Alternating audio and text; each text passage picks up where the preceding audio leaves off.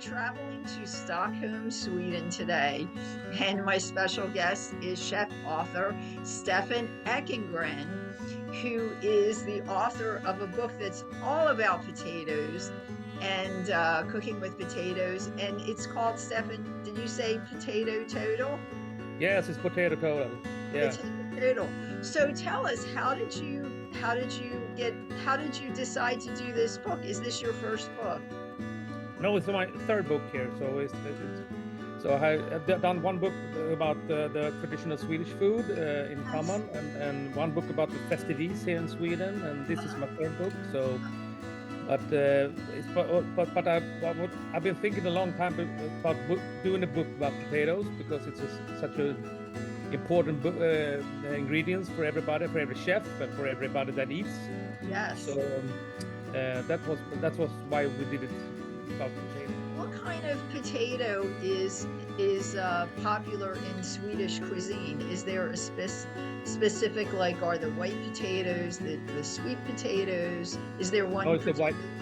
The white. It's mainly the white potatoes here. So and it's only the white potatoes. So a little bit about the sweet potatoes, but not so much as I think that you have. Is it more popular with sweet potatoes in the States, or? Yes. Well, half and half, because they do French fries with the white potatoes.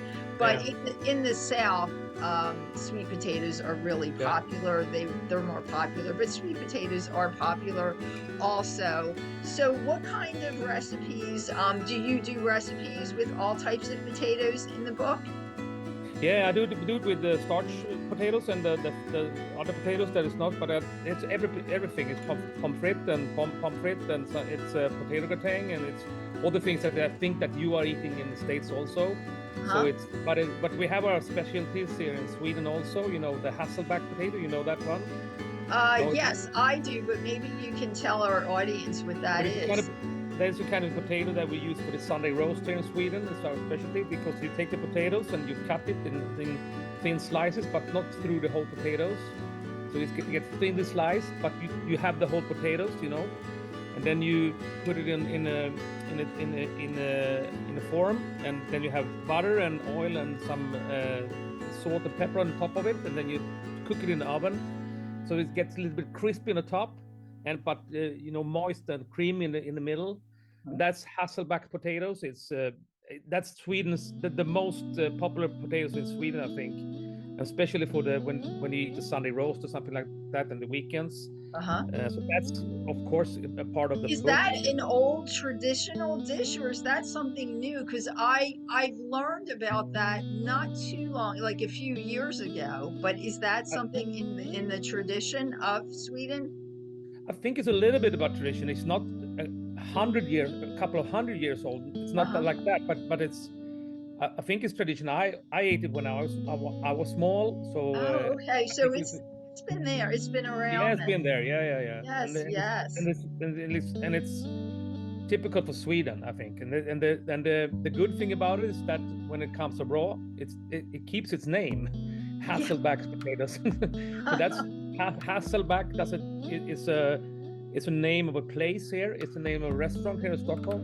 Oh, okay. And that's where it was probably invented, maybe. It was invented there, I think. But I think it was invented there, but I'm not sure, because the story is a little bit go through. It's they're debating about the upcoming of the origins. Okay. Yes. So it's the name of a town in Sweden, Hasselback? No, it's a restaurant. It's a restaurant. Oh, it's a restaurant in Sweden. It's a restaurant here in Stockholm. So a traditional restaurant called Hasselbacken in Sweden. But so the story is that an intern there get up to the chef de cuisine and said, "Hey, I have an idea about a potato."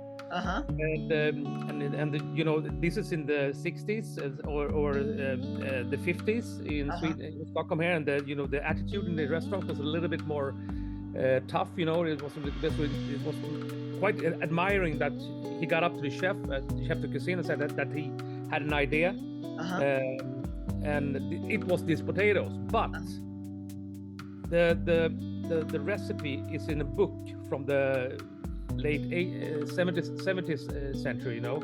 So the story is quite right, you know. So that's the debate. Did he come up with it, or did someone else come up with it? So, but the name is Hasselbacken, and the place is Hasselbacken. It's Hasselbacken, yes. Yeah.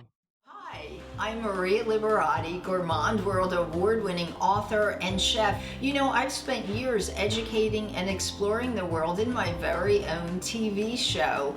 And now I'd like to invite you all to listen to the Maria Liberati Show, my podcast. You can listen to the podcast anywhere podcasts are heard. And you can also find me at marialiberati.com. So what other dishes, I'm not extremely familiar with Swedish cuisine. What other potato dishes are traditional in Swedish cuisine? You do something like we do kind of the most traditional dish, I think, that is just the whole dish around because this Hasselbacken is just a garnish for if you eat the steak, but you have some dishes that the potato is the central. And we have one thing that called raggmunk, and that's a kind of a potato pancake that you slice the potato. You take the potato and finely chop it, or take it on a I don't know the English name of it. You know, when you dice, kind of dicing. You know, kind of smash it. Oh, okay. Like a potato, like a pancake dough. And you fry like the potato pancakes. Yes. And then you eat it with crispy bacon and lingonberries. Oh wow! That's really popular here in Sweden to eat. That's the whole dish that works around the potatoes. So really traditional. And then you do what more do you have? You have a kind of gnocchi that is filled with pork. Also, we call it kroppkakor, body cakes. Strictly pronounced. Right. And that's also traditional, but that's not so, you know, these recipes with like kind of gnocchis, I think is traditional all over Europe, you know. Yes. But this kroppkaka is also traditional. You make kind of like a small tennis ball filled with pork. And then you boil it in water, and then you eat it also with lingonberries. A lot of food is with lingonberries. With lingonberries, yes, I knew this. But we do also, like you do, potato gratin. We do pommes frites. We do chips, of course. So, yeah. That sounds great. All delicious recipes. So, is there one recipe that's like your favorite potato recipe? I think a really great potato gratin. Yes. Do you do potato gratin? Yes. When you get a really great, a good, creamy, well-tasted, just perfect with garlic and salt and black pepper and cream and some milk and this thin-sliced potato, you have a gratin with some nice cheese on the top. Yes. I think that's the best thing. When everything comes around, I think that's the best.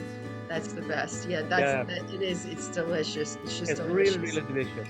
It is. It's very good, especially if it's brown and bubbly on top. Yeah. Oh, the day after, if you do a big one.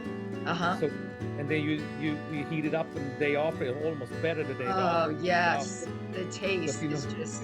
I know exactly what you're talking about. Oh my goodness, really good.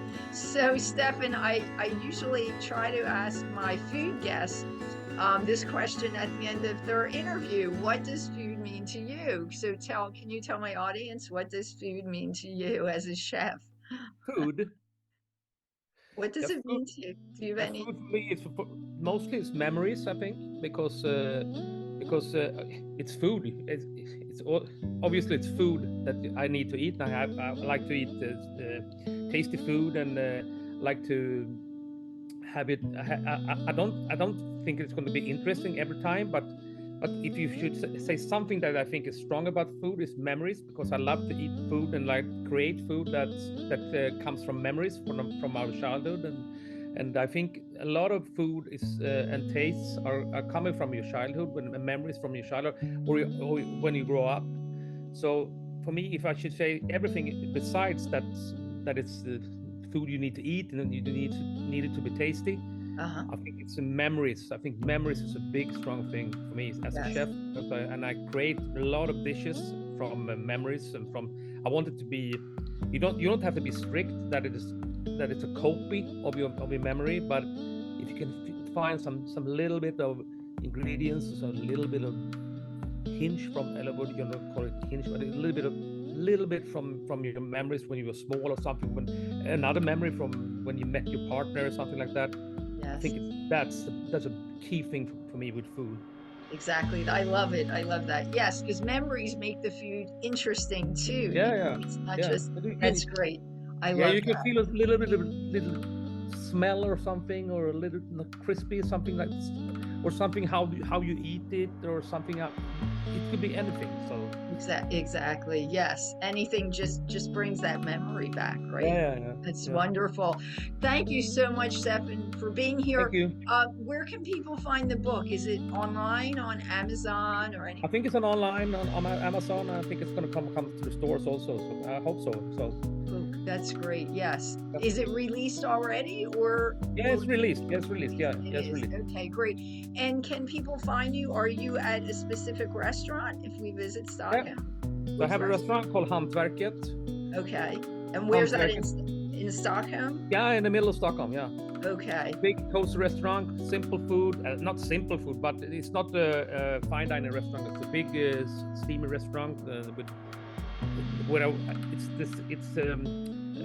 food created in the way that I told you about, is with memories and based on traditional Swedish food and European food. Yes. So middle of Stockholm. Yeah. That's great. Well, we'll definitely have to take a trip out there to see you. Thank you so much for being here, and much success with your book. And hopefully we'll see you in the near future with any other books that you have coming out. It's been a pleasure. Thank you.